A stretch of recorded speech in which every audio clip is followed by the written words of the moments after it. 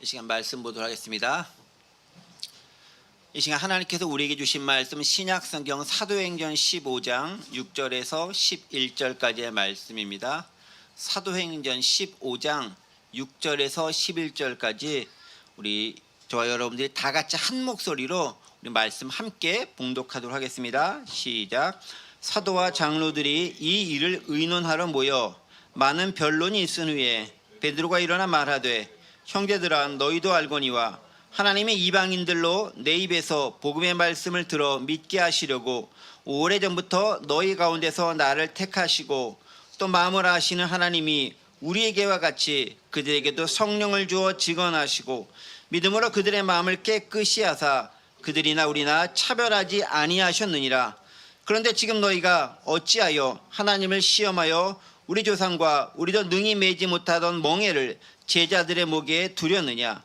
그러나 우리는 그들이 우리와 동일하게 주 예수의 은혜로 구원받는 줄을 믿노라 하니라. 아멘. 네. 오늘 사도행전 15장에는 예루살렘 초대교회 회의죠. 그 가운데 있어서 중요한 결정들이 이루어지는 장면들에 대해서 함께 살펴보며 은혜를 나누고자 합니다. 지난 시간은 예루살렘 회의가 어떻게 이루어졌는지, 왜 이루어졌는지에 대한 배경적인 부분들이 주를 이루는 부분이었습니다. 안디옥 교회에 예루살렘으로부터 유대로부터 온 사람들이 와서 구원받으려면 할례를 받아야 된다라는 무리들이 생겼고요. 바로 그것들 때문에 이방인들의 입장에서는 할례 받는 거 쉽지 않고 유대 율법을 지키는 거 쉽지 않았는데 이것은 갈등 상황에 발생하게 됩니다. 바울과 바나바는 할례 없이 구원에 이를 수 있다라고 주장하고요. 또 유대로부터 온 사람들, 특별히 야고보로부터 파송받았다라고 주장하는 사람들은 할례 반드시 받아야 구원받는다라고 주장하게 됩니다. 그런데 가만히 살펴보니까 야고보로부터 온 사람은 실제로 야고보가 보낸 사람들이 아니라 자기들이 임의로 야고보의 이름을 차용해서 왔다라고 주장했었던 어떻게 보면 거짓된 모습을 보였던 사람이라 할 수 있습니다. 어쨌든 교회 갈등이 발생하니까 교회는 어떡합니까? 안디옥 교회는 사람을 예루살렘 교회, 즉 큰 교회에 보내서 영향 있는 교회에 보내서 특별히 사도들과 베드로를 비롯한 야고보를 비롯한 사도들이 있는 곳에서 결정된 것을 따르고자 하는 마음으로 바울과 바나바를 파송하게 합니다. 기득권의 손해를 예감한 자들은 바울과 바나바를 비롯한 안디옥 교회 사람들에게 여러 가지 유대 율법 지키기를 강요하고 그것에 반하여 구원 오직 믿음으로 얻을 수 있다는 신념을 가진 바울과 바나바 일행들은 그렇지 않다고 주장하며 이것에는 해결책을 얻기 위해 예루살렘으로 떠나게 되는 것이죠. 바울과 바나바는 안디옥 교회 파송을 받아 예루살렘을 이동합니다. 가는 길에 베니게와 사마리아를 거쳐서 들러서 자신들이 어떻게 이방인에게 복음을 전했는지도 함께 전해줍니다. 그 소식을 듣고 그들은 기뻐하게 되는 거죠. 자, 그리고 예루살렘에 마침내 도착합니다. 그리고 그들은 사도들로부터 환영을 받습니다. 잘했다라는 얘기를 듣고요. 그리고 1차 소아시아 지역 선교 여행에 대한 보고를 하고 그 성과와 하나님께서 어떻게 역사하셨는지를 더불어 보고합니다. 자, 그리고 바울의 이런 보고를 듣고서 바리새인들이 들고 일어나 이방인에게 할례를 행하고 모세 율법을 지켜야 된다는 것을 아주 강력하게 주장하게 됩니다. 바로 이 내용까지가 지난 시간에 어떻게 예루살렘 회의가 열리게 되었으며 그 진행되는 과정과 절차가 어떻게 진행되었는지에 대해서 함께 살펴보았습니다. 자, 오늘은 그런 과정 가운데서 이것들이 어떻게 결정되어지는가에 대한 부분들을 살펴볼 것인데요. 특별히 베드로의 연설, 베드로의 결정하는 그 판결문을 중심으로 함께 은혜를 나누어 보고자 합니다. 6절 말씀 보도록 하겠습니다. 자, 베드로가 이제 이 여러 가지 사건들에 대해서 이를 처리하기 시작합니다. 그래서 6절 어떻게 하죠? 사도와 장로들이 이 일을 의논하러 모였다라고 기록하고 있습니다. 안디옥에서 올라온 바울과 베드로, 그리고 할례와 율법은 반드시 필요하다라고 주장하는 유대교 출신 개종자들, 그리고 예루살렘 교회 리더들이 모여서 의논을 합니다. 두 가지 상반되는, 즉 구원을 위해 필요한 조건이 무엇인가에 대한 상반된 의견에 대해서 예루살렘 교회 최고 지도자들인 사도와 장로들이 이 일을 의논하기 위해 함께 모여 있습니다. 교회가 분쟁이 발생하자 이걸 해결하기 위한 회의가 소집된다라는 거죠. 누가 참석했습니까? 교회 최고 리더십들인 사도와 장로들이 함께 모여 의논하기 시작합니다. 그런데 그 사람들만 참여한 건 사실 아니겠고요. 여러 사람들의 의견을 공정하게 듣게 됩니다. 자, 그런데요. 이 앞부분 6절 부분들이 조금 의미심장한 메시지를 주는 부분들이 있습니다. 사도와 장로들이 이를 의논하러 모였다라고 이야기하고 있습니다. 자, 그런데 여러분 가만히 보세요. 지금 이 회의가 열리고 있는 곳은 어디죠? 예루살렘입니다. 자, 기독교인 대부분은 어디 출신이죠? 이방인 출신인가요? 아니죠. 유대인 출신입니다. 예수가 유대인 출신이었고요. 복음은 사실은 이스라엘 쪽부터 나왔던 것이 분명합니다. 그리고 이스라엘의 조상이라 일컫는 아브라함으로 시작된 언약의 성취가 사실 예수를 통해 이루어진 것이죠. 자, 그렇다라고 한다면 기독교의 대다수를 차지하는 것이 유대인들이라고 한다면은 사실 누구의 입김이 가장 강력하겠습니까? 당연히 유대인의 입김이고 그들이 평생 동안 그리고 조상 대대로 지켜왔던 그 전례로서의 율법 준수 그리고 할례는 당연히 매우 중요한 가치로서 그리고 준수해야 할 사항으로서 그들은 인식하고 있었을 것입니다. 그래서요, 자칫하면은 대다수를 차지하는 유대인들 쪽, 즉 한쪽을 향한 일방적인 편들기로 기울어질 가능성이 있는 회의였다라는 거예요. 다수가 그렇게 주장하면 그렇게 맞다고 이야기할 수 있는 거 아니겠습니까? 그럼에도 불구하고 초기 기독교 공동체는 절대로 소수의 의견을 멸시하거나 무시하거나 함부로 대하지 않았다라는 겁니다.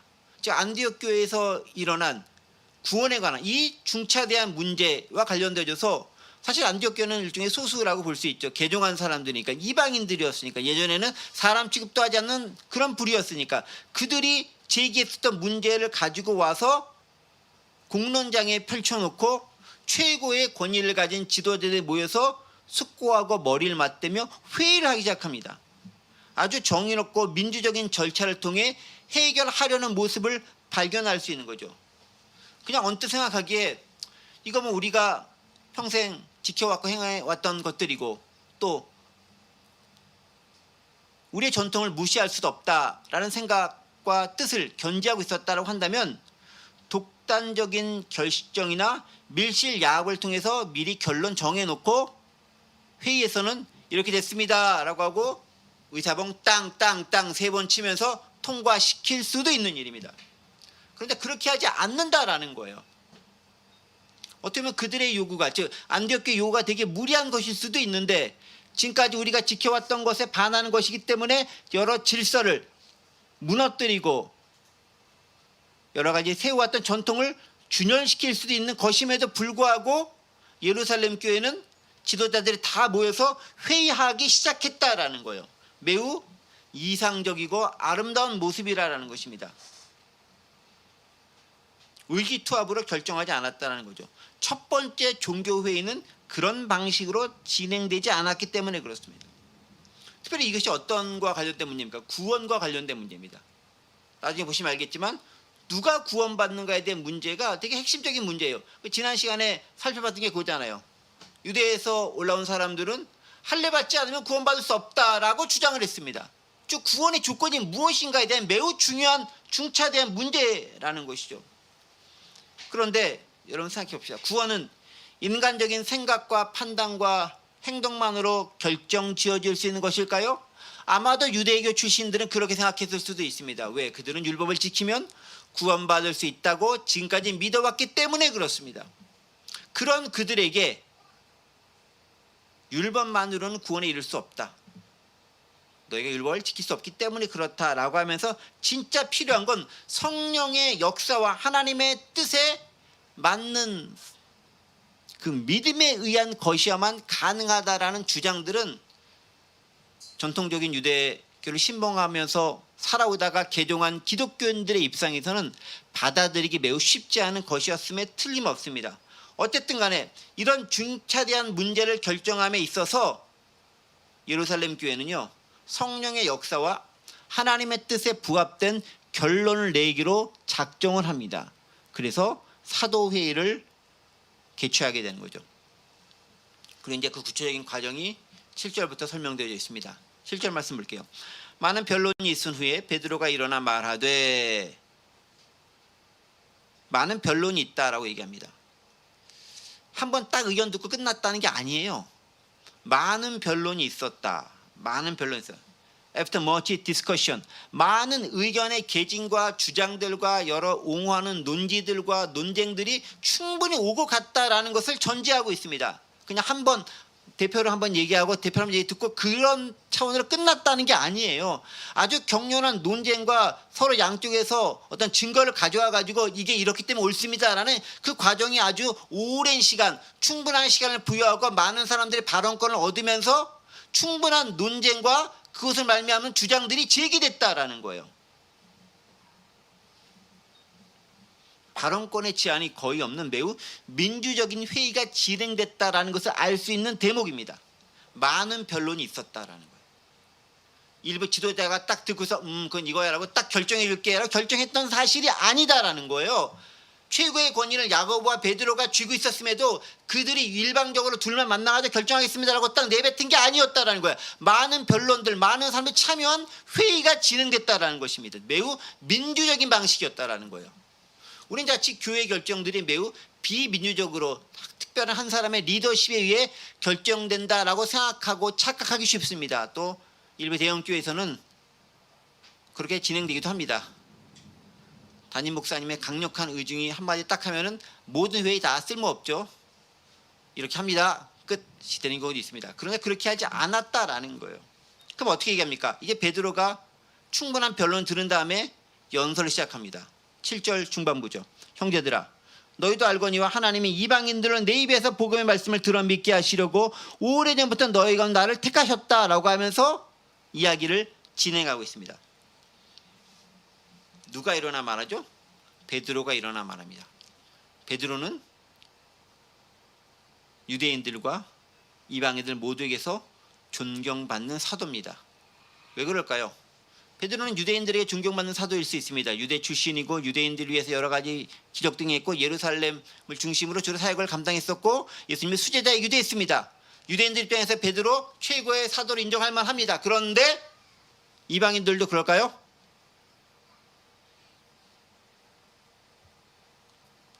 이방인의 입장에서는 베드로가 자신들과 별 관계없는 사람을 여길 수도 있습니다. 또 특별히 베드로의 예전의 모습들이 약간 좀 총명하다거나 지혜로운 지식인이 아니라 좀 힘만 쓰는 다혈질적인 어부 출신이다라는 선입관을 가지고 있었을 수도 있습니다. 그러함에도 베드로가 나선 것은 왜 그랬을까요? 사도행전 10장에 중요한 사건이 언급되어 있죠. 어떤 사건일까요?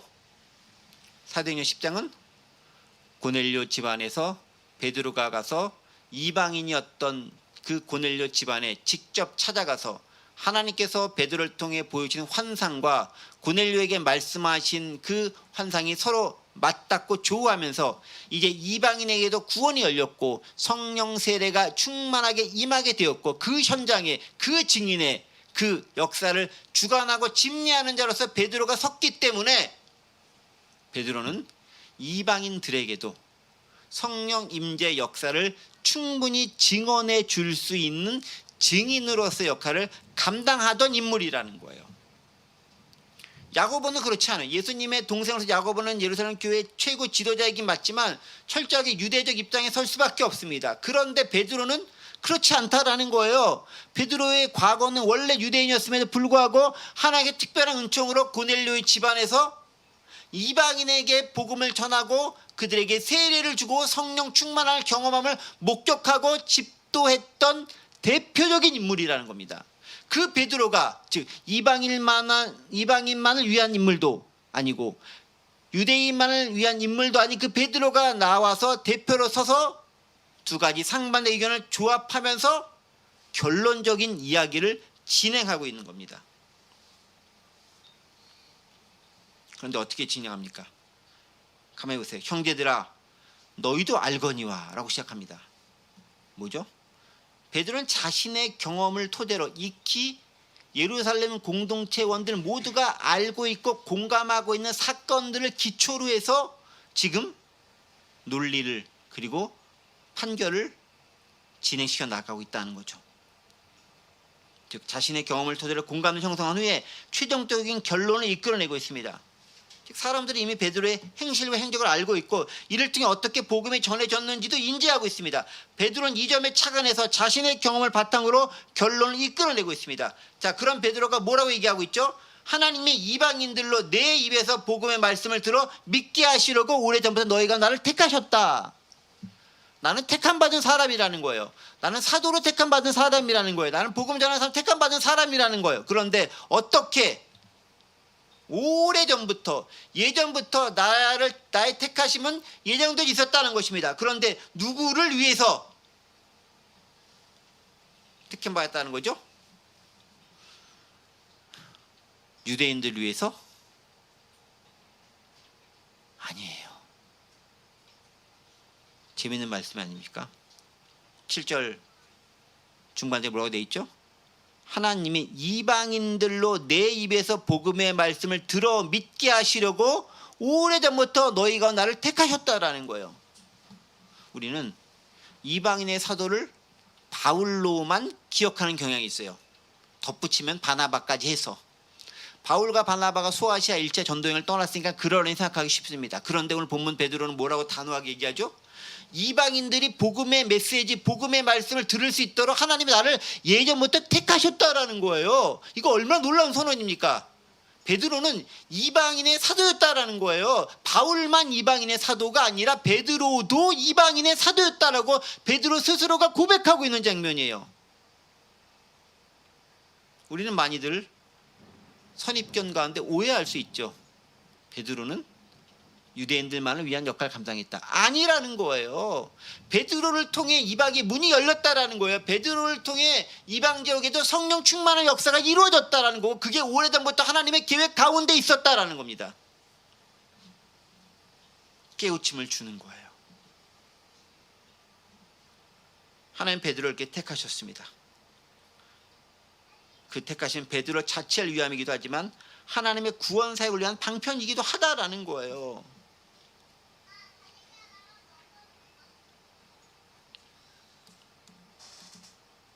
그런데 뭐라고 얘기하죠? 하나님이 이방인들을 내 입에서 복음의 말씀을 들어 믿게 하시려고. 누구의 입에서? 베드로의 입에서 나오는 복음의 말씀을 누가 듣는다고요? 이방인들이 듣게 하셨다라는 거예요. 이거 무척 전율을 일깨워주는 말씀입니다. 저도 이렇게 사도행전 여러 번 봤지만 이 말씀을 보면서 되게 이 부분이 되게 많이 꽂혔어요. 개인적으로. 하나님께서 베드로의 입을 통해서 이방인들이 복음을 듣게 하셨구나. 되게 놀라운 발견입니다. 자, 다시 한번 사도행전 10장에 대한 내용을 조금 더 살펴보겠습니다. 베드로가 전한 복음의 대상자는 누굽니까? 사도행전 10장을 보면 이방인 고넬료 가정입니다. 베드로는 그래서요, 자신이 하나님께서 자신을 사용해서 이방인 고넬료 가정에 어떻게 복음에 젖는가를 먼저 상기시킴으로 논리를 전개하고 있습니다. 하나님께서 내가 어떻게 고넬료 가정에 복음을 전했는지 너희들 잘 알고 있지? 내가 이미 말했지? 그 경험 너희도 이미 기억하고 있지? 한 10여 년 전에 일어난 이 사건 너희도 알고 있지? 라고 하면서 그 사건을 상기시키고 있습니다. 베드로는 복음의 말씀을 이방인들에게 전하도록 하나님으로부터 택함 받았고 이방인 고넬료 가정의 전도를 기점으로 그 사명을 감당했던 것입니다. 그런데 이방인들도 구원받기 위해서 할례를 받고 모세율법을 지켜야 한다는 할례주의자들의 주장은 오직 믿음으로만 구원을 받을 수 있다라고 주장하는 사람들에게는 좋은 소식이에요? 나쁜 소식이에요? 어려운 일이다라는 거예요. 이방인들은 원래부터 율법이 없었잖아요. 몰랐잖아요. 근데 갑자기 지키라고? 그리고 평생 안 하던 그 어렸을 때 태어난 지 얼마 안 되는데 그 할례를 우리도 하라고? 라고 요구하는 것은 매우 힘든 일이었다라는 거예요. 그리스도를 알기 전에 유대인들의 삶의 방식을 그대로 따라하라고 라는 주장은 이방인들에게는 별로 달갑지 않은 모습이었다라는 것입니다. 그러한 사실을 염두에 두고 베드로는 하나님이 자기에게 전하여 이방인들에게 믿게 하라고 부탁하신 것은 뭐라고 표현하면 복음의 말씀이다 라고 표현하고 있습니다. 복음. 여러분 복음이 뭐가 복음이겠어요? 복음. 영어로 복음은 뭐라고 표현하는지 아십니까? good news라면 good news. good news 바이블 있죠. 복음 성경이라고 있죠. 우리말은 복된 소식, 또 좋은 소식입니다. 구원의 좋은 소식이라는 거예요. 그런데 그 복음이 나를 얽어매고 나를 더 힘들게 만들고 더 큰 짐을 지우게 하고 그것으로 인해 내가 쓰러지게 만들어진다면 그게 복음이 될 수 있을까요? 그건 복음이 아니라 또 다른 부과되는 의무사항으로 율법으로 남게 된다라는 거예요. 더 이상 복음이 아닐 수 있다라는 거예요.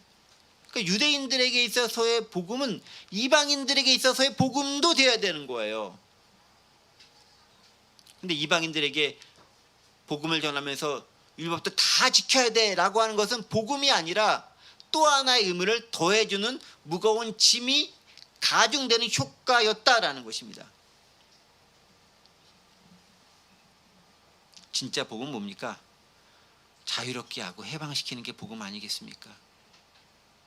얽매였던 것에서 풀어주는 게 복음 아니겠습니까? 그런데 지금 유대인들이 특별히 바리새파주의를 주장하는 사람들이 주장하는 게 뭡니까? 율법 지켜야 된다. 얽어매려고 하고 있는 거 아니겠습니까? 강요하고 있는 거 아니겠습니까? 율법에 대한 강요는 또 다른 폭력으로 이방인 출신 개종자들에게 다가올 수 있다는 점을 기억해 보아야 됩니다. 그리고 복음은 결정적으로 차별이 없게 누구에게나 해당되는 사항이다라는 것입니다. 유대인들에게만 복음이고 이방인들에게는 복음이 아니고 그들은 배제하는 그런 것은 복음이 아니다라고 얘기합니다. 그래서 이제 하나님께서 어떻게 구체적으로 그것을 행하셨는가, 복음을 전하게 하셨는가를 베드로는 증언하고 있습니다. 8절에도 또 마음을 아시는 하나님이 우리에게와 같이 그들에게도 성령을 주어 증언했다. 자, 복음을 받았다고 하는 가장 중요한 특징, 가장 중요한 증거가 뭡니까? 성령이 그들 가운데 있느냐라는 거예요. 유대인들이 언제 있었죠? 사도행전 2장을 보면 오순절 다락방에서 기도하고 있던 사람들에게 성령 강림의 역사를 통해서 그들에게 복음이 임했고 새롭게 기독교인이 되었다라는, 공동체가 되었다라는 선언이 가능하게 만들었습니다. 성령의 역사는 그들이 구원받았다는 가장 강력한 증거 가운데 하나입니다. 자, 그러면 이방인들은 어떨까요? 사도행전 10장을 보면 고넬료 가정에도 역시 베드로가 기도할 때 성령 세례가 임하고 성령의 충만함이 일어났습니다. 그래서 8절에 얘기하는 것처럼 그들에게도 성령을 주어서 증언했다라는 것, 성령이 그들 가운데 임한 역사가 일어났다라는 겁니다. 그런데 누구에게 성령 역사가 임재했다는 거죠? 8절 뭐라고 되어 있습니까? 또 마음을 아시는 하나님이 우리에게 같이 그들에게도 성령을 주었다. 누구에게요? 그들에게도. 어떤 하나님이? 마음을 아시는 하나님이 주었다라는 거예요. 하나님 뭘 보신다고요? 마음을 보신다라는 거예요. 유대인들의 행위와 율법을 얼마나 잘 지켰는가, 하루 3번 기도하고 금식하고 그리고 성경 읽고 이거 잘했는가를 보는 것이 아니라 그 마음을 보고 구원하시기로 작정하셨다라는 거예요. 그것은 유대인이나 이방이나 동일한 사안이라는 거예요. 하나님 우리의 마음을 보신다라는 거죠. 우리의 행위가 아닌 마음을 보신다라는 거예요. 그렇다고 마음만 좋으면 행위는 못된 짓 해도 돼, 그게 아니라는 거예요. 그 행위를 유발하게 된 마음의 동기가 무엇인지를 먼저 보신다라고 얘기합니다. 그러면서 우리에게 같이 그들의 성령을 주어 증언했다. 그 마음이 성령을 받을 만하다, 구원받을 만하다 인정하셨기 때문에 성령을 주어서 구원의 증표로 삼으신 거예요. 그러니까 우리가 구원받았다는 걸 우리가 어떻게 알 수 있느냐? 성령께서 내 안에 역사하고 있다? 그럼 구원받은 자로 여러분 확신할 수 있다라는 거예요. 구원의 가장 강력한 표징이 뭐냐? 성령의 내재하심이라는 거예요. 성령께서 나를 깨닫게 하시고 알게 하시고 이끄시고 인도하심이 내가 경험되고 느껴지고 매 순간 그와 동행하심을 체험한다? 여러분들은 구원받은 자라는 겁니다. 그것만큼 가장 강력한 증거는 없다라는 거예요. 그런데 유대인뿐 아니라 이방인에게도 그 역사가 이루어졌다라는 것입니다. 그래서 어떻게 했다? 9절 보겠습니다. 믿음으로 그들의 마음을 깨끗이 하사 그들이나 우리나 차별하지 아니하였다. 재밌는 표현으로 그들의 마음을 깨끗이 했다. 어떻게? 믿음으로 깨끗하게 했다라고 말하고 있습니다. 믿음 위에서 그는 그들의 마음을 정화시켰다. 정화했단 말은 뭡니까? 예전에는 더러웠다, 지저분했다, 오염됐다라는 것 의미 아니겠습니까? 병화했다, 정화했다, purify라는 단어를 씁니다. 즉 깨끗하게 만들었다는 거죠. 뭘로? 믿음으로 그렇게 만들었다라는 겁니다. 누가? 하나님이 누구에게 행한 것처럼 우리에게 행한 것처럼. 그러니까 우리가 purify 되는 것, 정화되는 것은 율법의 행위, 즉 율법을 잘 지킴으로써가 아니라 무엇으로 정화된다고요? 믿음으로 깨끗하게 된다라는 거예요.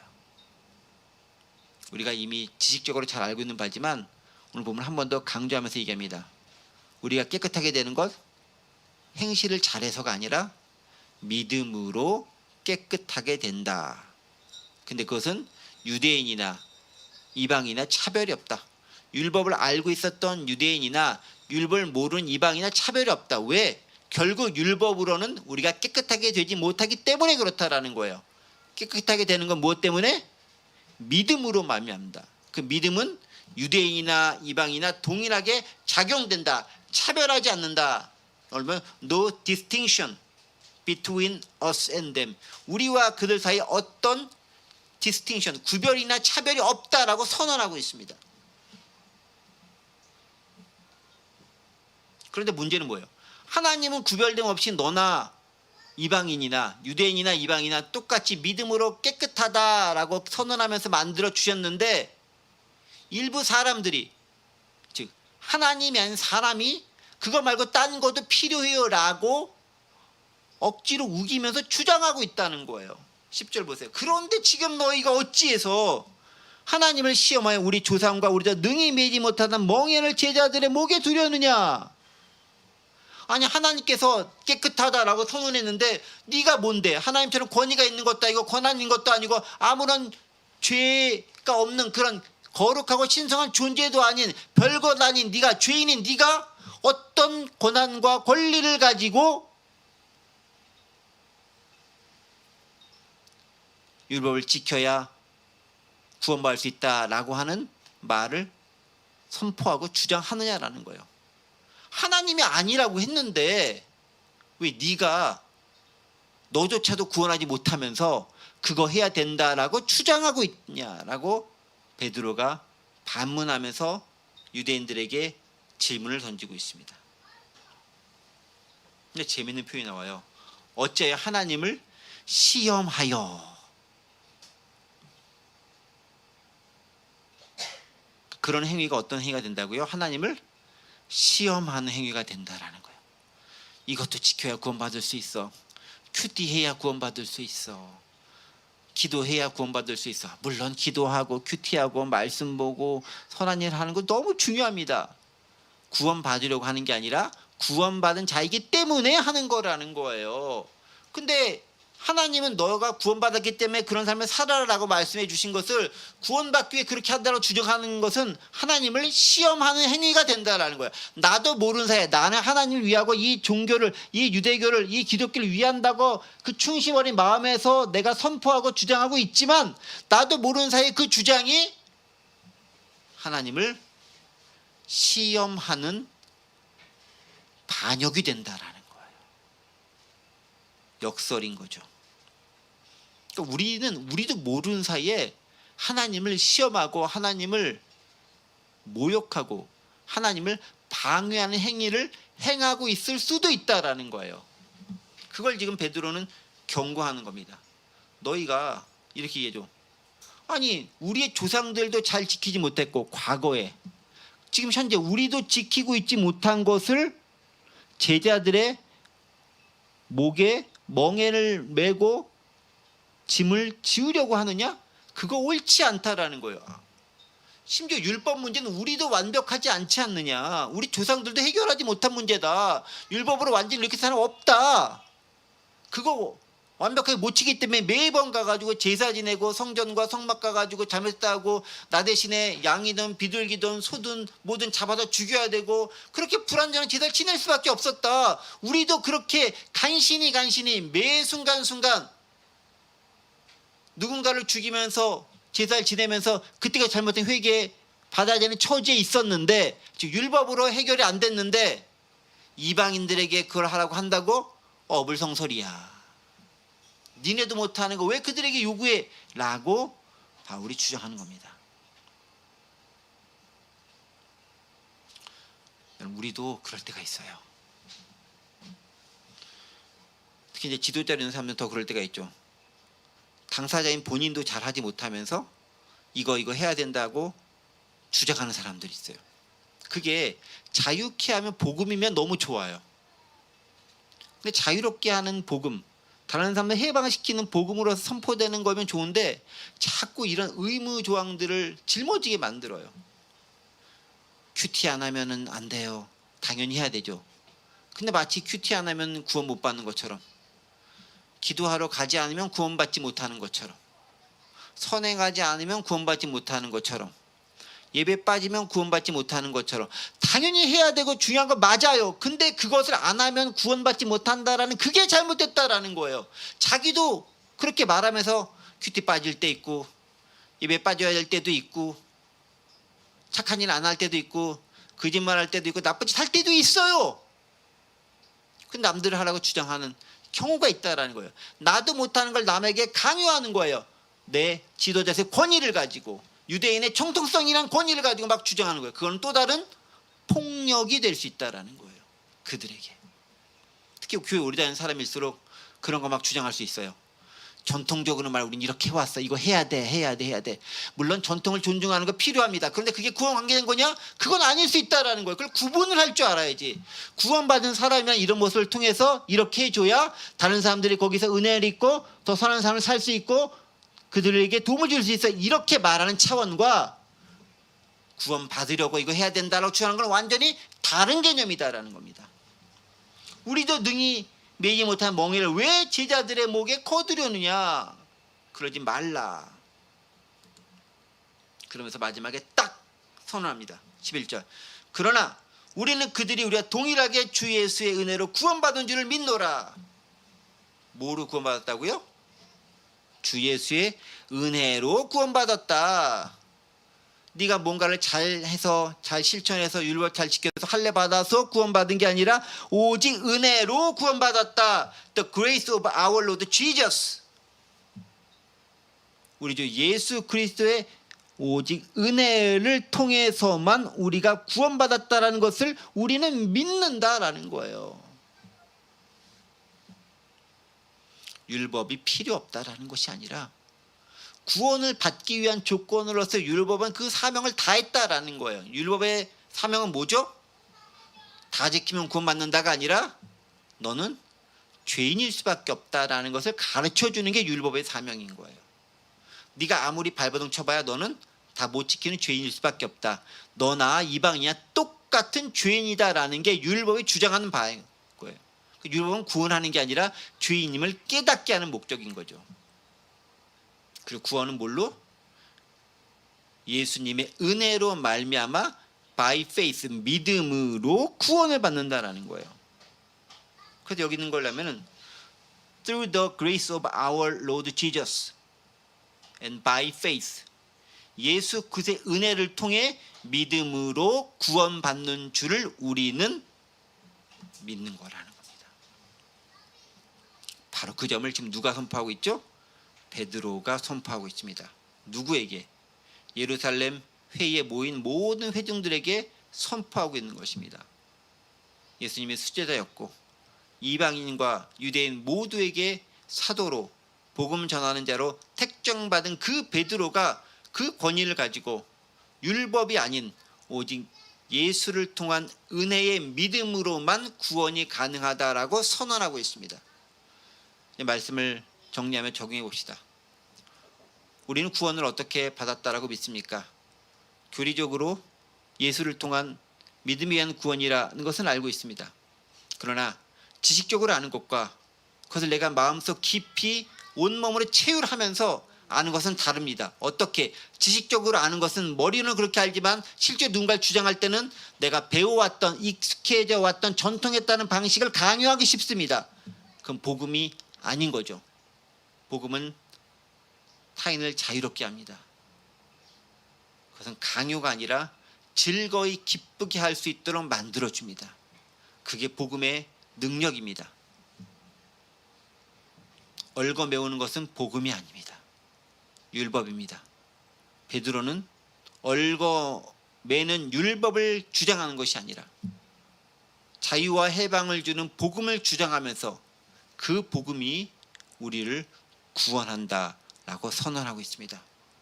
바로 그 선언의 말씀을 듣고 그 선언의 말씀을 우리 주변 사람들에게 널리 전하고 퍼뜨릴 수 있는 저와 여러분들 되시기를 간절히 원합니다. 기도합니다. 은혜와 사랑의 하나님 아버지 감사합니다. 오늘 베드로의 예루살렘 공의회에서의 말씀 선포를 통해서 유대인이나 이방인이나 동일하게 율법이 아닌 믿음으로 말미암아 예수 그리스도의 은혜에 따른 구원을 함께 묵상하게 하심을 감사합니다. 때때로 너무나 전통에 익숙한 오랜 교회 생활로 그것에 익숙한 우리는 쉽지 않은 새로 들어온 사람에게 이제 믿음을 시작한 지 얼마 안 된 사람들에게 행위들을 강요하기 쉽습니다.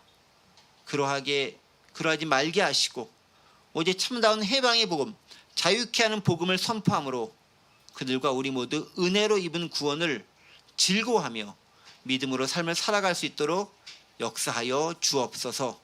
감사드리며 예수 그리스도의 이름으로 기도하옵나이다. 아멘.